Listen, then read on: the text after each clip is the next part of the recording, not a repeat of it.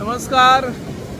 आज आम्ही तेमवाडा, शापोरा न्हय आणि अरबी समुद्र दोनूय एका ठिकाणी मिळतात त्या वाठारात असतात आणि त्या वाठारान जर पळयले आम्ही जाल्यार हांगार व्हडा प्रमाणात केर कचरो लाकडां येऊन साठवली आसा। वेगवेगळ्या पद्धतींचो कचरो हांगार जमा जाल्लो आसा।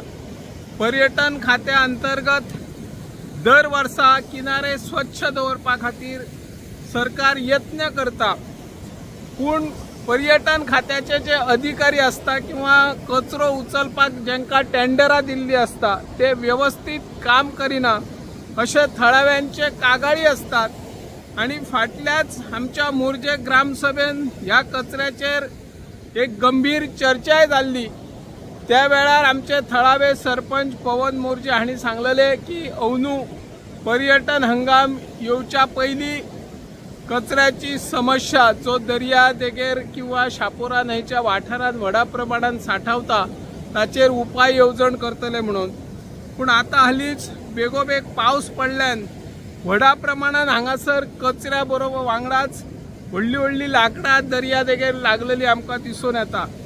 सरकारान हाचेर उपाय येवजण करची, किनारे स्वच्छ दवरपा खातीर थळाव्या नागरिकांनी आणि आमचे जे थळावी पंचायत आसतली तांणी पुढाकार घेवपाक जाय।